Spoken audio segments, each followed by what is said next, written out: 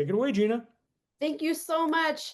Good morning, good afternoon, good evening, wherever you're calling in from. I am so excited about this session. I have two people that I have been following for years and years who are my gurus, the people that I subscribe to their newsletters. I follow them on LinkedIn. I admire them so much. We have Hannah Morgan. She's a job search strategist with experience guiding new job seekers through the job seeking process.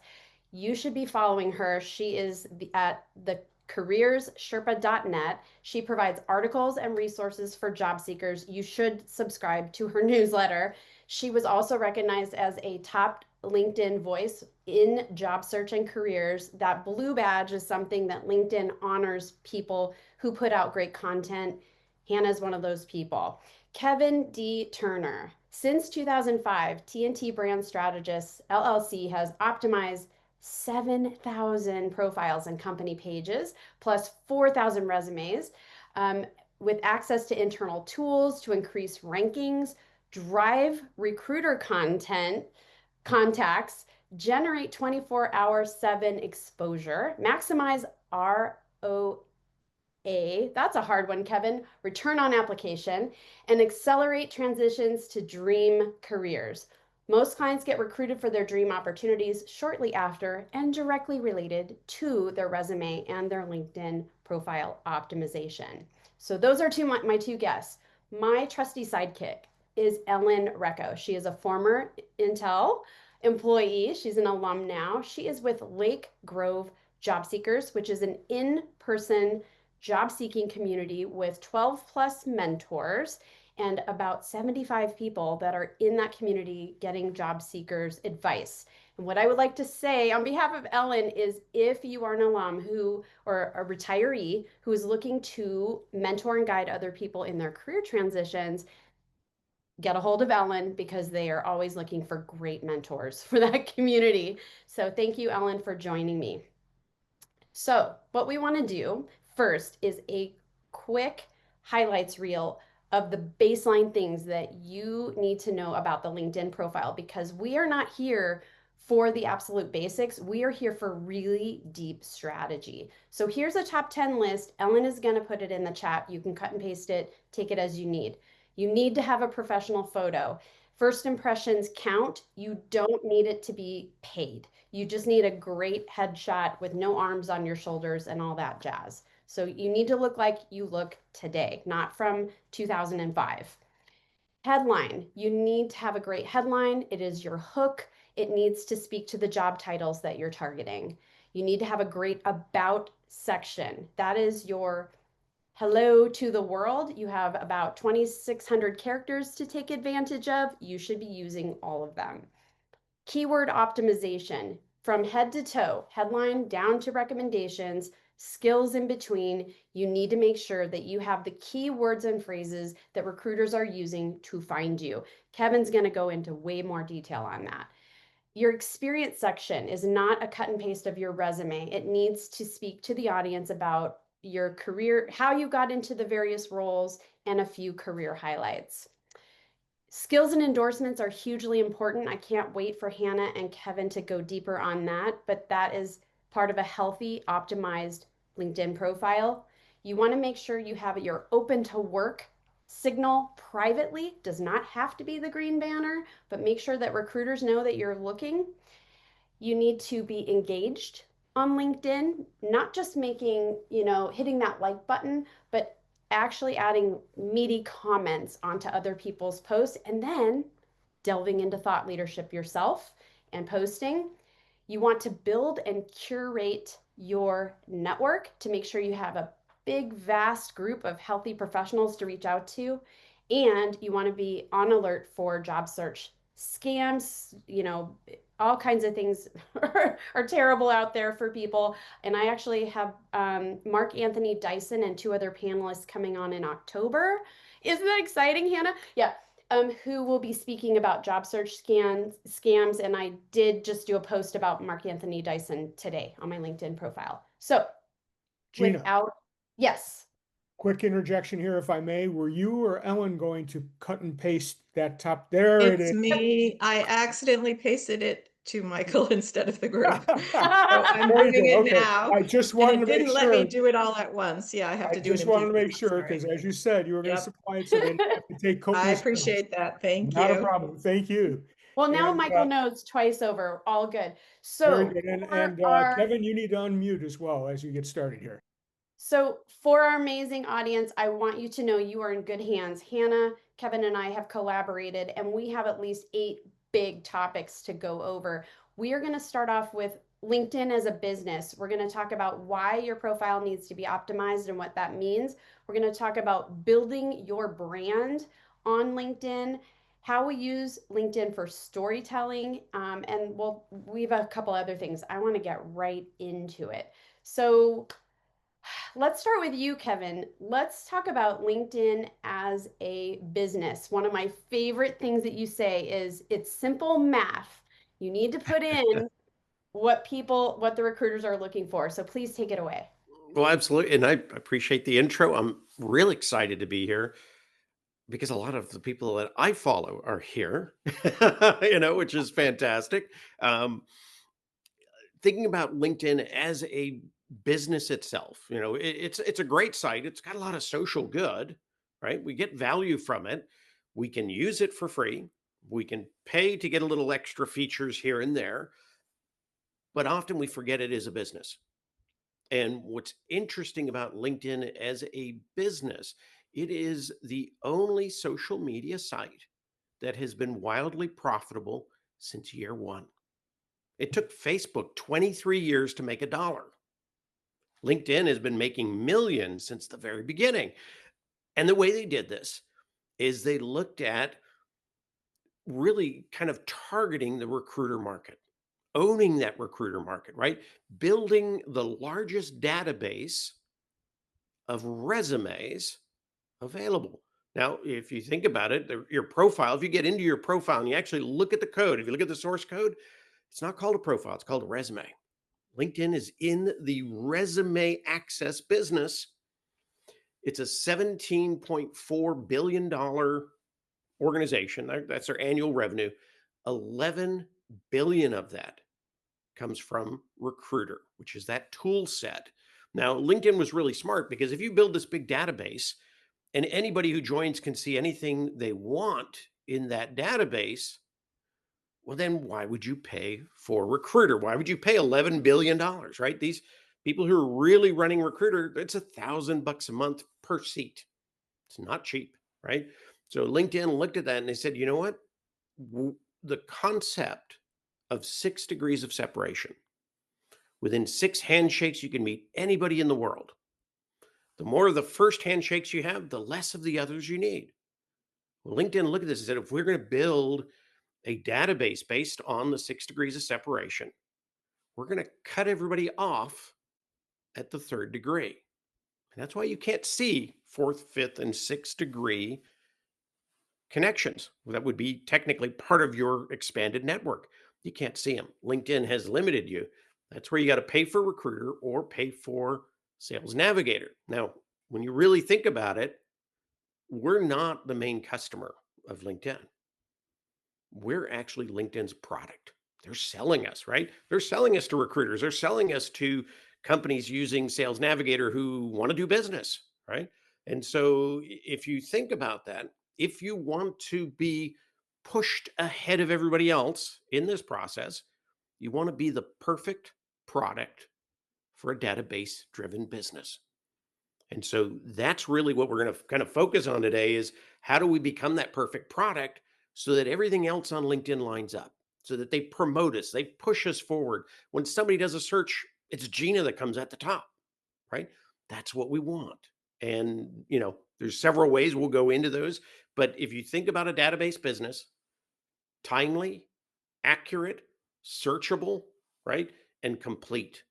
So you want to make sure your resume or your LinkedIn profile is always timely, accurate, searchable, and complete. If you think about that all the way through the process, you're going to be able to build the right profile to get you as the perfect product.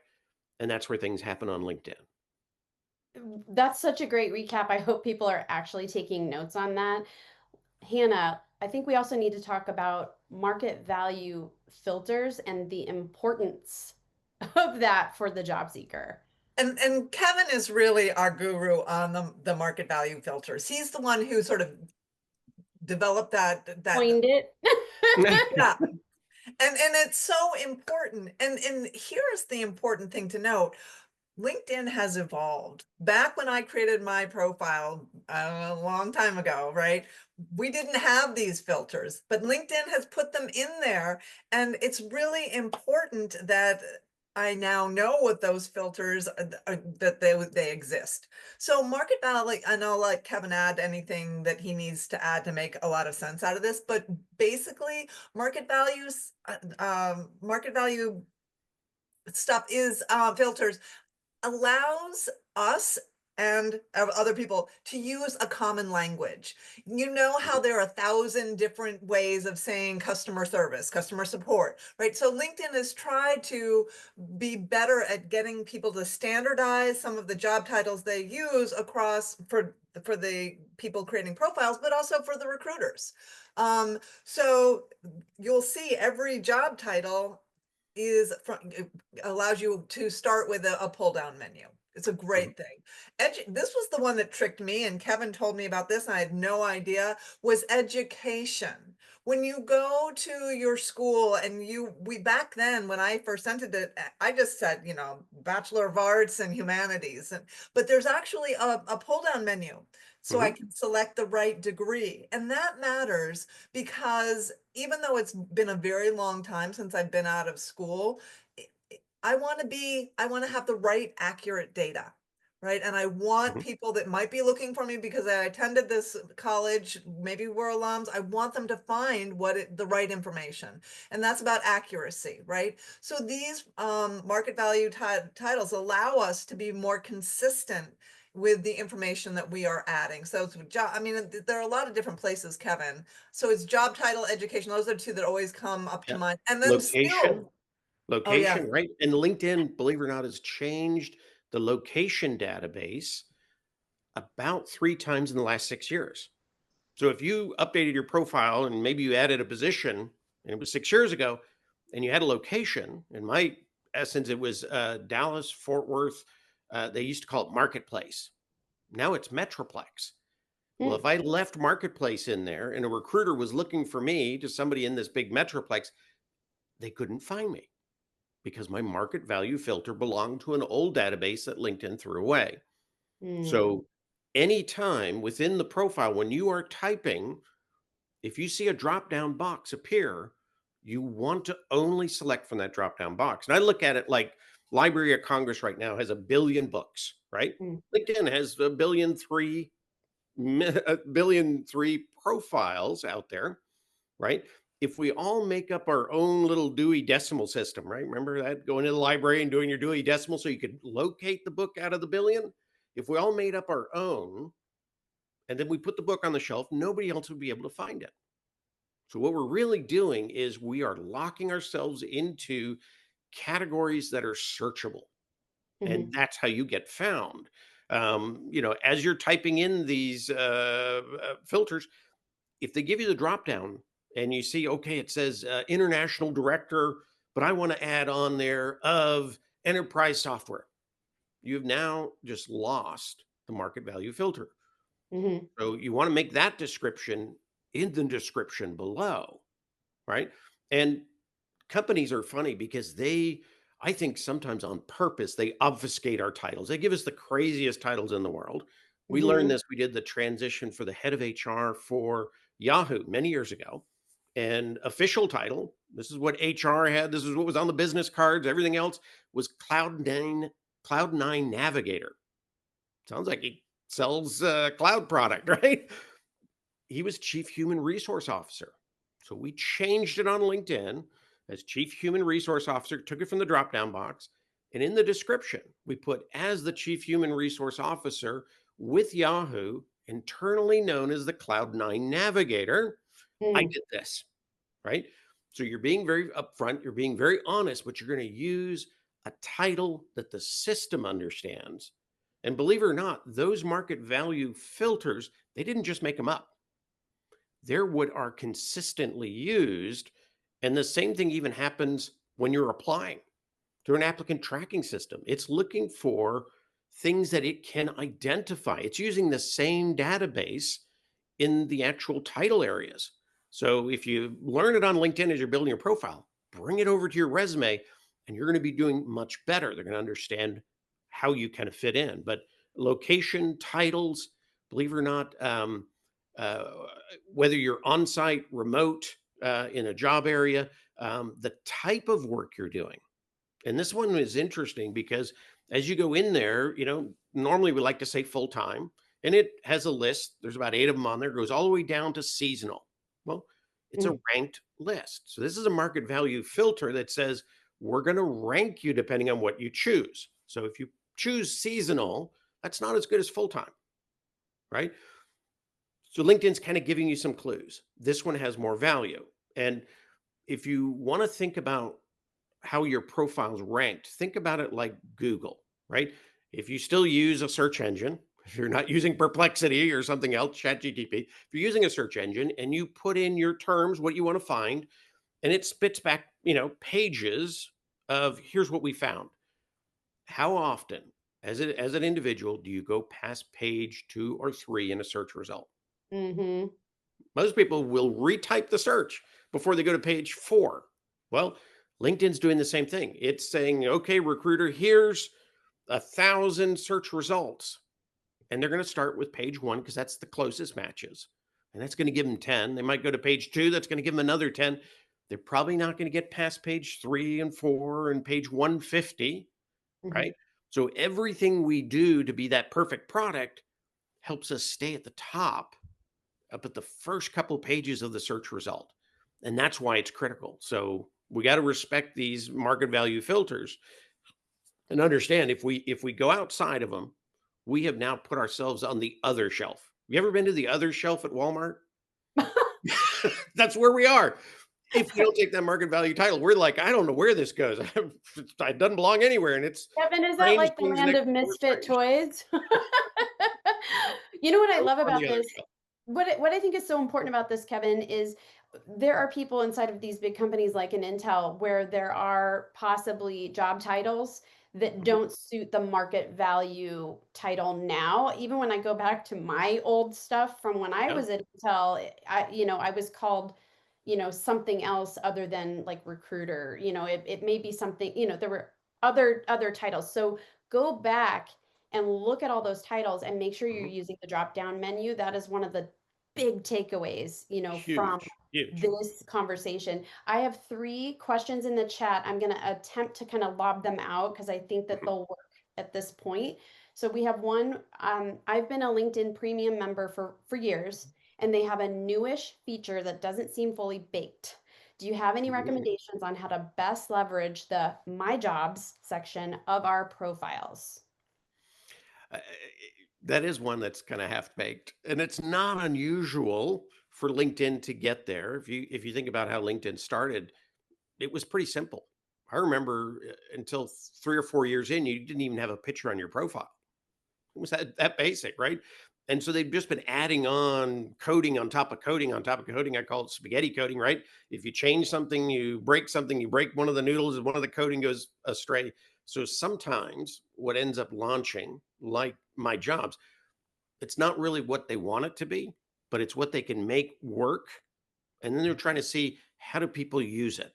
You know, are they getting the most out of it? Um, what they're having issues with in that My Job section, I'm not sure. There are some good features in there on the premium side. It's going to identify keywords and your match to keywords. It's going to give you some AI resources if you want to respond to the recruiter, right? Send them a note. If you want to have a cover letter generated. And this touches this whole subject of AI. I am a firm believer, and I've been a beta tester for OpenAI, ChatGTP, since fall of 2021. And I believe that AI can be an incredible muse, but it makes a terrible artist, right? Mm, And if you've ever had a muse, they can get you in as much trouble as they can get you out of, right? They're not always good for you. So use it as a spark. Don't rely on it and don't trust it. But it can definitely get you to good places. And if you're using that, create me a cover letter with the AI that's in that job section, you can say, okay, this is what I've got as a cover letter. Could you take this in, modify it for this particular application? And it'll actually spit out something much better. And it will be connecting your profile and the recruiter's profile. Maybe you didn't notice you're in the same fraternity, right? Or that you both played soccer in college, or that you both had, whatever it was, you lived in the same towns. It's going to draw some of those things that you might miss on a quick run, and it's going to pull those in. And that does make connectivity, right? Personal connectivity. And that can definitely help. But you got to review everything that comes out of there. I love It's that. yours once you sign it, right? Thank you so much, Kevin. What I'm going to do is I have another pair of questions from Lori in the Q&A. I'm gonna do that in a couple of minutes because what I want to do is pivot and lob over to Hannah. Why should I ensure my LinkedIn profile is optimized? Like, why is it valuable for job seekers? Right. So I think so much of why is based on the foundation that Kevin laid, right? Mm. We want to have, we want to make it easy for people to find us. Mhm. Um, LinkedIn is so much better than a resume because LinkedIn is open and available to everybody 24/7. It's there, right? For anybody to find. And your resume is on your desktop for lock behinds, lots of security. The other thing that I think we never give LinkedIn enough credit for is this is how we reconnect with people in our former lives, and connect with people we want to get to know in Mhm. in our future lives. We remember, and I bet there's some people here today who remember the Rolodex, right? And when somebody left their company, you lost their contact information and you didn't know where they were, and you'd have to ask 1,000 people to find out, where did so and so end Mhm. up? What are they doing now? Do you have their contact information? It took weeks to get that information, and Yeah. today it's all available on LinkedIn. Um, and again, so many people that I've worked with have wanted to keep their email address private. They don't want to put it in their about section, and they very seldom really Mhm. make it public in their contact section of their LinkedIn profile. I'm like, you've just made it that much harder for people to connect with you. And I Um, used to source Mhm. for recruiters, and they would tell me to go out and find people because I had a large LinkedIn network from the very beginning, and they'd say, "Go find 5 people that do this." I might have found 10, and the 5 that were the best ones, if I couldn't get a contact for them, I gave the recruiter the other 5 that I had contacts for. They might not have been the best choice, but they were the ones that the recruiter was gonna pay me for, right? So, I turned those over. And if you're worried about it, go get a new Gmail, right? Yes. That you only use for job search, nothing else. If you know something pops in there, it's not the Girl Scout cookie coupons, it's not, friends going down and having a burger or anything like that. It's only job search. One of the ways that I've found easy to get what you want in like first name, last name, throw a designator on the end, like MBA Hmm. or SAS or whatever it is that you do, throw the designator and then at google.com, you usually get it. And it's really nice and crisp. You can usually use that same extension on the end of your profile as you modify that profile extension. It all matches up really nice, looks great on a printed resume. It's like, wow, attention to detail, right? Little things can make big differences. So to me, that part is exciting. But the other thing that you can do when you do put that email out there, parse it. You'll see it on Craigslist. It'll be like Kevin space at space TNT Mm. brand strategist, then maybe space dot space com. Well, nobody's going to scrape that and pick it up with a bot. So you're not going to get Mm. spam from it. Right. But I know if Hannah went to my profile and she saw that, she'd go, "Oh, I copy that, take the spaces out, and I can send Kevin an email." Boom. You're So safe.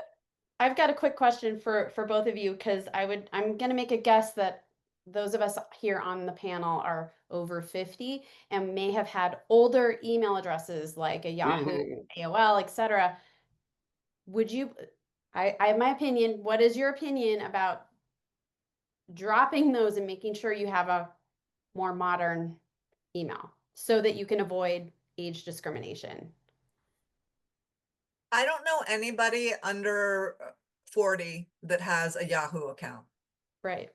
Or right? So, Hotmail, right? or Hotmail. Or Well, I'm SBC still seeing it. Global. I'm still seeing it, and there are people Yep. on this call that may have been with Intel 30 years and have Yeah. those. That's why I'm bringing it up. Well, not only does it have that kind of retro look to it, right? It makes you look older, but again, that's full of everything in your life is in that email. Have one just for job search that's brand spanking Totally. new. The other thing that's really cool, when you do apply, let's say you've applied to XYZ company and you've applied there 15 times and nothing's ever happened. If you go and apply again, they're tying all your past applications together. If you Yep, come in with a brand new email, guess what you are? You are you're brand new. Well, new. actually, You're not tied to the old stuff. Kevin, from my research for my book, this is in chapter 6, is there's 3 identifiers: your location, Mhm. your email, and your name. So if you make adjustments to your name, so instead of Gina Riley, Gina P. Riley, instead of Portland, Mhm. Oregon, it might be Vancouver, Washington, because that's really close. And then the email address. So when you change those 3 identifiers, you may have a shot at being a Yep. fresh candidate. I No, want it's to absolutely. I want to pivot just slightly. And Hannah, how do you recommend people use AI to optimize their profile? Yeah, right. So I don't think LinkedIn does a lot of good things, but I have not ever been really impressed with their prompts and like look at the advice they give somebody, or look at how they prompt people to write a new headline for Yeah. their They're job, terrible on for the their profile profile, AI. right? So if that is the kind of expertise they have, I'm not going to use that for my job Mm. search, and I'm not going to trust that for in their AI system. So whatever AI tool you enjoy using or have experience with, stick with that. There's no need to develop a new one. But I think oftentimes we try and ask AI to do too much, or Mhm. we don't give it enough specific instructions. So if I Hmm. want to optimize my headline, I'm going to ask it. I'm going to say, acting as a professional LinkedIn profile writer with lots of experience, revise or provide me with 4 different versions of a better LinkedIn headline using these keywords. Mhm. Mhm. I love And that. that way, in through the job title, right? So you're gonna get options, and you can mix and match them, and you're not locked into just using the first one that comes up, right? So I think asking for very specific output, and also giving it specific input about what words you want to include that. And again, being very focused. I don't ask it to rewrite your whole profile, right? That's crazy. So Mhm. you might want to then go to your about section. And I've also seen people do this, and I don't know how well it works, but using the following LinkedIn about section as a model, please revise mine to mirror many of the same key points, and please include these keywords. Oh, I love that. So we're getting some real-time suggestions, folks. So hopefully you're taking note. And if you're just enjoying the conversation, this will be recorded and then put on the IAN events website so you can watch it later. We Let me go do these questions because they kind of this is a good time, I think. Lori asked two, and I'm going to combine it. I've received invitations for Intel Premium. What are the primary benefits for paying for this service? And then also, I'm now seeing ads for job search tool called Indeed. How does Indeed compare to LinkedIn, and what are the pros and cons using the tool? So LinkedIn Premium and then using Indeed. What do you all say? I'm going to answer the Indeed versus LinkedIn because it's not an Indeed versus, it's Indeed plus LinkedIn. Mhm. Thank you. And I think it's really important to remind people that not all recruiters use LinkedIn to promote their jobs. It's one paid job board. Yep. So again, a reminder that LinkedIn is a business. It charges companies money to post a job on LinkedIn. And if I had not gotten good results from LinkedIn job postings in the past, I'm not going to use it in the future. or if I want to reach a broader audience, or I want to reach a more narrow audience, whatever, right? So not all recruiters are going to be posting jobs on LinkedIn. So it is one of several Mhm. Mhm. job boards you should be using. So it's LinkedIn Plus, indeed. No, Thank you. I would Kevin? agree. I absolutely agree. You don't want to limit yourself just to one place. They do sometimes share a lot of commonality in jobs that are posted. Almost every job board out there aggregates jobs and pulls them in and that kind of stuff. So there is a lot of share there, but you can off different sites all the way down to, there's some really, really focused, targeted uh, job site platforms for, if I'm in endocrinology, right? There's Mhm. probably a job site platform for that only. Oh, absolutely there Find is. what fits you, right? And work it. And if you're not getting enough of it, find other places. But you don't want to just get stuck in one. Although I love what I get from LinkedIn, I still think you should definitely be open and looking around and seeing what else is out there. So, Kevin, do you recommend premium at least while someone is an actual job seeker, and why? I do in a couple of reasons. And the other thing I will say right now is if you haven't had premium for over a year and you Mm. know somebody who does, often you can ask them and they can gift you 2 months of free premium, Ooh. right? If you are prior military, there is a military program as well. So they're even letting some people in who are no longer military or who may never have been military, but they were mil spouses, right? Or their current mil spouses. So there's an option there, and that one's a full year. So That's you can get into fantastic. premium, without paying that right out front. And if you're not getting enough out of it once you get in, get out, right? But if you Absolutely. are, then move forward with it. A couple of things I do like about the premium is it gives you a little more insight into the jobs themselves, and it gives you a little more of that AI assistance in applying. Mm. But I always say, again, don't trust it, but use it as your spark, and it can definitely save you a little bit of time, in Kevin, that what's sense. it called when if you're turning on a LinkedIn job seeker function and you have the premium version, you become a preferred your profile gets highlighted because you are a paying job seeker. What is that Mhm. called? Um, I can't think of the name either. That's Yeah, terrible. You it's did it got to a me. name, but that is worth paying for, right? You So That can if that can be. say it's if one you of your Yeah. pay, top your 3 or profile is something more like that. likely to be Yeah. seen. Ellen, do you know what that is? You can say it's one of your top choices. Yes. I believe they give you 3. No, Okay. no, no. This And is something else though, too. This is a preferred. I know what you're talking about, and that's one of the other there are lots Mhm. of definitely benefits to doing it, and so if anybody is on the fence, I'm gonna echo what Kevin has says. Make a list of all of the different things that you wanna test drive using mm, LinkedIn Premium. Get the LinkedIn Premium 30-day trial, test Or every 60-day. aspect of it, Yeah. right? And then you can make your decision because we can say whatever we want, right? Like we recommend it, we don't recommend it. Mhm. We're not paying for it. You're paying for it. So you do right. the evaluation. I will say LinkedIn Learning alone is worth the Oh my. value of Yeah. Oh, Especially if you're I trying think to pivot and add skills that you may not have had. This is a way to prove that you now have them, bring it in certificate wise, and be able to kind of blend that in as a skill set throughout mhm. the profile as well. That's one thing that I really do like about premium for job seekers is especially when you're not working, you may have been laid off and you're in the in Mhm. between, is you can take advantage of so many smart courses and it adds to your actual profile when you complete it and it just shows that continuous learning. Is it like getting a degree? No, it's not. And you want to be choosy, I think, about what you're adding. It's, not every, but things that apply to that job of the future. It's Yeah. really great. And I also like that you can message people more readily with the premium and you don't get, shortchanged on because Mhm. Even on reaching the out invites, right? You can warm and personalize every invite. that Yep. is, I think, one of the most important features, and that's why Yep. I ended up paying because I got tired of tapping out at 10. They kept shrinking it. So anyway, we've got a couple questions. One is, should your job experience be limited to the last 15 years to avoid discrimination? I have opinions. What are yours? If I you've think ever been on Google, they know how old you are. like, so It's a LinkedIn digital is world. different than your resume, Yeah. right? LinkedIn is a database. Mhm. More is better.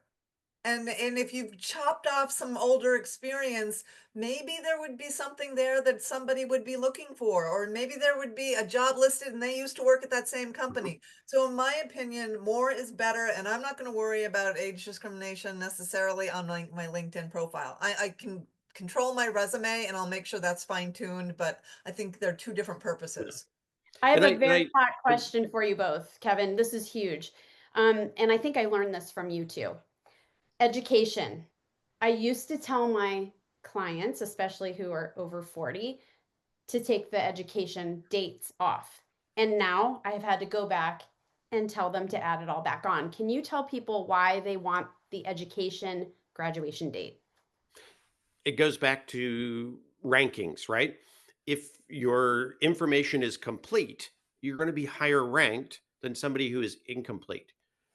If you take the dates off your education, you're incomplete, right?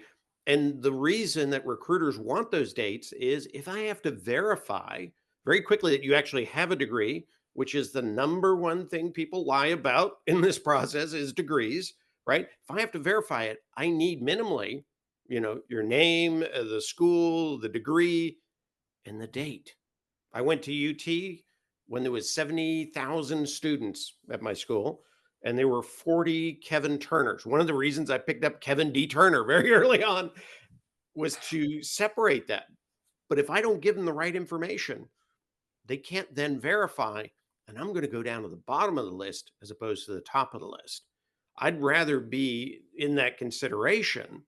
And there's another component of that is recruiters, if they say you must have a degree, but you're giving me incomplete information, LinkedIn goes, that's not a perfect product. I'm not going to serve it. I'm not going to jeopardize my relationship with my big customer, right? So I'm just going to put it at the very bottom of the list or not even on the list at all because there's enough in there that I can give them to make that list and that ranking system work.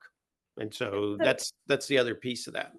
So the way that I've kind of thought of it is if you don't put the date there, then the system doesn't see you as having a completed degree. So That's yes, I right. had coursework and I have worked with people who haven't had degrees and they have to absolutely network into their next opportunity because the ATS oftentimes recruiters are using a field of at least a minimum requirement of a college degree of Mhm. some sort. Sometimes it's very specific for electrical engineering or what have you. Um, I want to shift though into building your brand and aligning your profile with where you want to go. One mistake that job seekers make, especially if they have not had to search for a job in 20, 30 years, is thinking old school 1989, 1992, old resume, old school, sell myself with all these Mhm. big bold words. How do we help people understand how to create a focused brand that's relevant with where you want to go? Kevin, I'll punt to you and then we'll shift over to Hannah. And I term this when you go and you throw everything in there and the kitchen sink, thinking somebody's going to figure it out, right? Mm, Nobody will, but your mom. Nobody will spend that much time to figure that out. I call that personal blanding, right? You've just tossed it all in there and hope that somebody will get there. You really want to have that narrow focus of where you want to go, not just even where you've been, but where you want to be, and that's what you want to deliver so that you're found for it and people can understand the story that brings you and supports you to be qualified to do that. And that does take some time, and that does mean you take things out. I was in venture capital for many years. I could do by hand personal taxes and payroll by hand before software, right? Turn of the century stuff. I hated it so much. I did it right for 4 years and I messed up once and I had a couple of people show up at my house and I gave them cash. Said, I'm not going back. We were there for 80 hours. I never want to ever do that again in my life. So guess what is not on my LinkedIn profile, never in a resume. It says nothing about payroll taxes, even though I did it and did it well. Take out what you don't want to do, take out or leave in only what moves you forward to where mhm. you want to go. And that gets that Align. focus in there. Yes, then you have alignment so that I put this in the chat, your target audience does not have time to be confused about you, and they will not Mhm, spend the time. There's too many applicants, too many job seekers. So the people that spoon feed their expertise and how it aligns with the target role, not using just a repository of everywhere you've been. And I call it being a mhm. Swiss Army knife.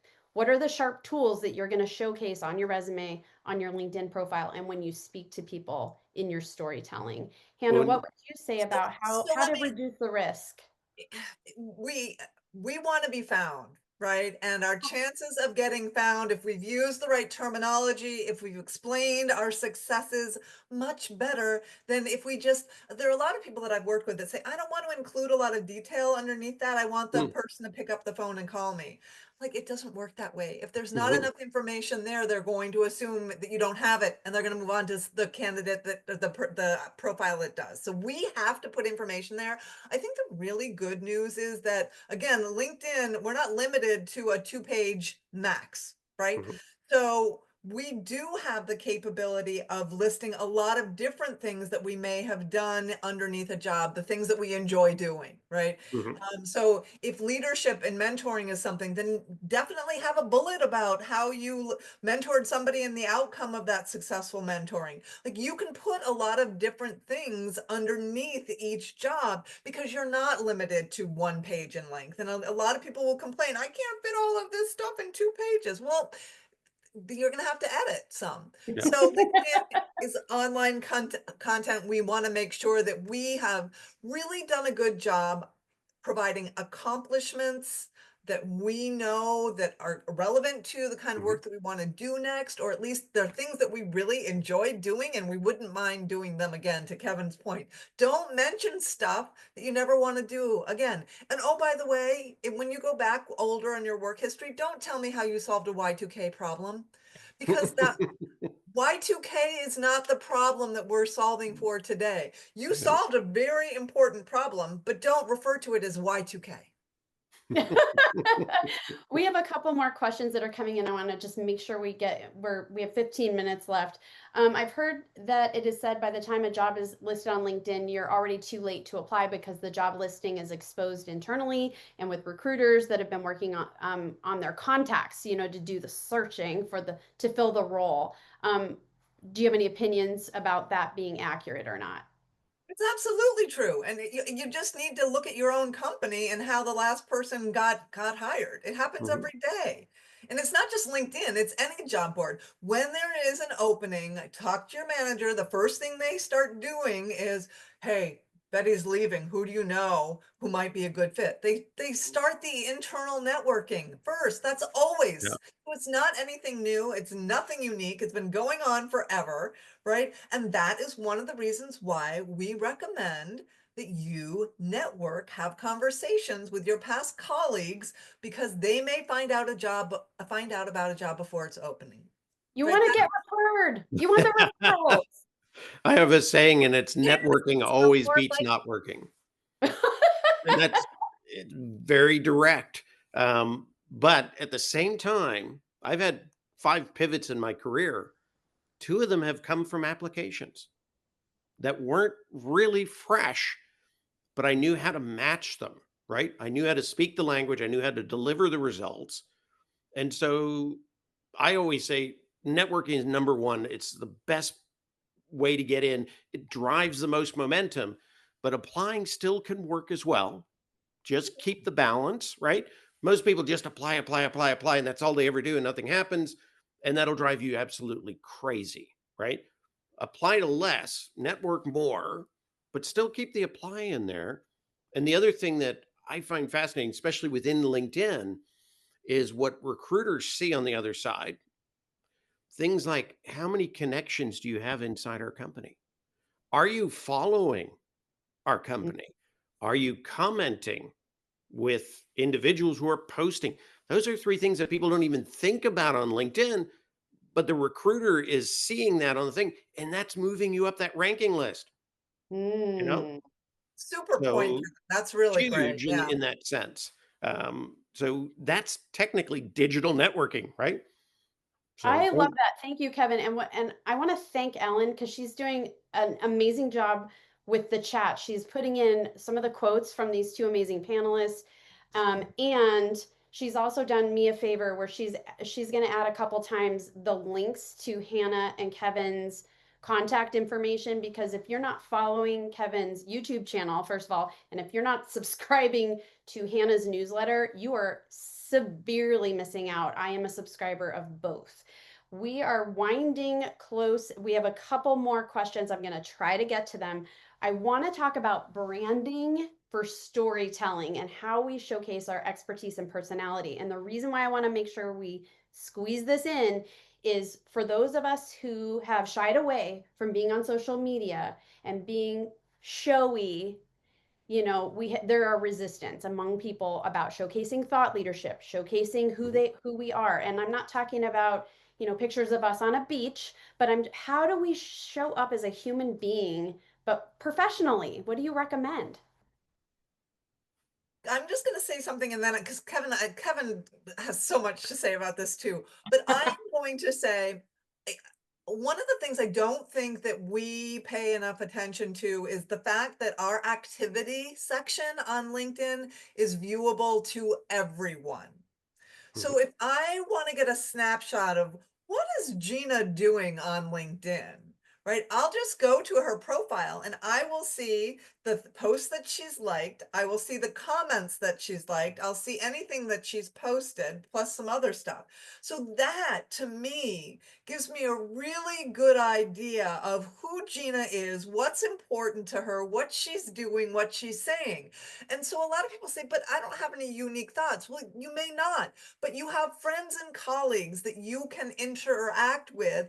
And that is also showing what kind of a human being worker you Mhm. are. Mhm. And that's part of your brand. And that's part of what makes you unique. So I think a lot of people overlook that activity section. And that's why just the thumbs upping, liking, reacting to a post is not enough to give anybody any flavor of who you are. And maybe they may see the kinds of posts that you are interacting with, and that might give the flavor, but having those comments and really being thoughtful about engaging publicly with people on LinkedIn is really a great opportunity that a lot of I people overlook. thank you for That's that. And just simply showing up and liking stuff is not going to cut the mustard. That is a very, very low profile strategy if it is that's not a drive strategy. by. That's drive by commenting, drive by reacting, right? It doesn't have any value, and it actually is kind of a detractor in a lot of senses. Um, you know, the other thing is with the proliferation of AI, writing content, writing comments, it is our personality or personal components that make the difference, right? That people notice right out the chute. And I always say, always think about it in the sense of I use the grandparents rule, right? If you wouldn't do it or say it in front of your grandparents, don't do it and say it on LinkedIn, right? I could have a picture of me doing karaoke, drinking beer, and it might actually be a great viral post. Would it help me land my next job? Probably not, unless I'm selling beer at a karaoke bar, right? So think about it in the sense of don't give away too much of that personal because you can never get it back, right? But you can bring a lot of personality into what you do, and you can bring in those kind of proof metrics of what you've done and what you can do going forward. So Mhm. definitely, bring yourself into those comments, into those posts, because that's going to distinguish it from the sea of AI junk that's out there. I want to throw Absolutely. out one quick example. There was a job seeker who would comment on every single one of my posts for a month. And every comment was, this doesn't apply to me. And he didn't say, this doesn't apply for people who have no work history or who are trying to get entry level jobs.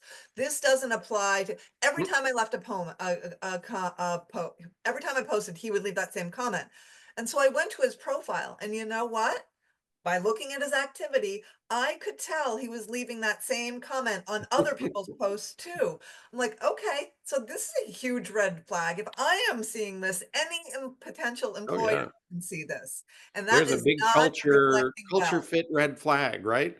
It's like, Right. do you want that person in the office doing the same thing? That's, How, what we you do have to on the ask outside yourself, world is what we do on the inside too. yeah, you have to ask yourself, how do I want to be seen and viewed? And Mhm, one thing I will share with this community down the line is I put together a video series on how your next executive role finds you. And you don't have to be an executive to appreciate all the stories, but there's ways that you can get your thought leadership out there. There's ways that you can network that really showcase your content and authority expertise that is authentic to you. So I think the message that I would want people to take away is don't be afraid to step up and start talking about the things professionally mhm, that matter to you, and to create a water cooler conversation around yourself through the things that you post. Start by commenting on other people's um, mhm. viable professional content, but then start to create your own. And that's a whole strategy unto itself. We only have 6 minutes if we're going to remain on time. There are a couple of questions. I won't be able to get to all of them. There is one that I would only want to address like in 60 seconds, Hannah and Kevin, because we're not here to talk about all the other job seeker tools. We're talking about LinkedIn. But I do have a couple of people that asked about, Indeed and ZipRecruiter and their effectiveness, and then AI tools like JobScan and Teal. Do either of you have like a sound bite for the audience? I would say in the keywording tools that are out there, those are Mhm. two really well-known ones. You can get a lot of the same thing done with the free version of ChatGTP, right? You Mhm. can upload 10 job postings. You can even upload a portion of your resume if you're comfortable with that and say, how does this all fit? What are the keywords? What am I missing? What kind of examples should I be using to close the deal? And so you can get a lot more actually than those systems do using, a lot of the free AI access that's out there. So although they're great, I think there's some better ways now of doing it. And I would definitely encourage people to do that. And I agree. here's the other thing that I will add. If you understand the logic behind what those tools are doing, like when you look at JobScan, what it's doing is taking the job description and taking your resume and looking for where the overlap is and where Mhm. there are gaps, right? That process, understanding that that's what it's doing, we could do that on our own without any AI, Yeah. right? Or We we could, used to, right? With a highlighter. right? That's We'd going print it back and do old school, highlighting. old school. Or people can do that and then seek out Kevin or Hannah for, some coaching and learn how to do it better, because these are the people that are doing it every day. What I want to do now, because we're getting close to the end, is give each of you like 2 minutes for closing, like some closing thoughts about using LinkedIn. What do you send all these folks away with? And then we'll make sure that people see your contact information again in the chat. So Kevin, we'll start with you. We'll give you like 2 minutes. And I think we covered a lot of it here is just understand we're the product on LinkedIn, and that's not a bad thing. Be the perfect product, and they will push and promote you. The other thing is get out there and get active. And I will give you one thing that will change your world. And that is in the sense of if you're looking for content and you go to that feed, it's just a stream of everything, right? What LinkedIn thinks you should watch, advertising, sponsors, all sorts of junk. You will waste so much time. If you go to your filter search box at the top and you just put your cursor in there, click return, it's going to take you to a page that has filters on it. Select post, right? Select the time frame, last 24 hours. Select latest, right? And each one of these times you're going to say, show me the results, because it builds that way. And then the final one is select people that you want to follow, creators that you want to see every single day, right? So that's going to give you this great linear feed that has no ads in it. It's straight on. You can actually comment and you can move down to the next. So it's real simple. But then do yourself a favor, bookmark it and name it, right? So every day you can click on that. And if you're doing it and you're following, let's say, CEOs in this industry, and every day, if I click on that, it's the last 24 hours. Did they post? Maybe nothing today. Okay, I'll click tomorrow. Oh, Mm. there's 3 of them tomorrow, and I'm going to be the first to respond to them. That's how you build this kind of credibility momentum. And it's really easy. And it's what people pay to, they pay $199 a month for Sales Navigator. And this is the main thing that Sales Navigator does. And you can do it on the free account. Just use the bookmark system and give it a name. I've got many of them. And if you find something that really works, right, you can actually copy that URL and send it to a friend and they can use it too. Awesome. Thank you Yeah. so much. Hannah, do you have Kevin, something? that is my favorite hack that you talked about, and I have been using it ever since you taught us how to do that. And so everybody should be doing it. It's the greatest way. We can't rely on the bell. We can't rely on follow. We can't rely on those things, but that is the secret sauce to seeing what you want to see. The other thing that I heard from Richard Vanderbloom, which doesn't really relate it, but if you save a post, that also is a signal to LinkedIn that that person's content Ooh. is important to you, and it's more likely to queue that up for you in your feed the next time they post. I don't know if that's true. I just know I save a lot of posts, and I continuously see posts from those people that I've saved their posts up. So I have never heard that, Hannah. That is Yeah. super awesome. So everyone should be going in and saving a post or two from Hannah and Kevin, and you'll get more stuff. Mhm. Hannah, anything else? I just want to quickly say that your network needs to stay fresh. Mhm. Mm. And oftentimes we assume that people have seen our post and know we're looking for work, but they don't know. They only know if they receive an email from you. So we Mm. can't rely on LinkedIn to be the end all be all tool. If there's something important like your job search and you want to make sure that everybody knows about it, you need to send them a one-on-one email, not a mass email Mhm. blast, a one-on-one. And in that email, you're going to say, it's been a long time. Let's catch up. Let me give you a quick update on what's going on with me. Email is the secret because people check their email every single day. People do not log into LinkedIn every single day. I love that. Thanks, Hannah. I am putting my LinkedIn profile right now into the chat. If people want to connect with me and if you have questions that didn't get answered, I will do my best to answer those one-on-one. And, you know, thank you all for hanging in there because we obviously can't get to everyone. I highly encourage you to connect with Hannah and Kevin. Tell them that you saw them here. Send them a personalized connection request. I always advise doing that because you risk people not accepting the Mhm. connection request. And the last thing I would say, because I'm very proud that my book that's coming out on September 9th is on pre-order right now. It's called Qualified Isn't Enough. I am putting oh, thank you, Ellen. She put the URL in there. If you pre-order the book and send me a DM screenshot of the pre-order, I will send you 4 advanced reader copy chapters. You'll get the intro and 369.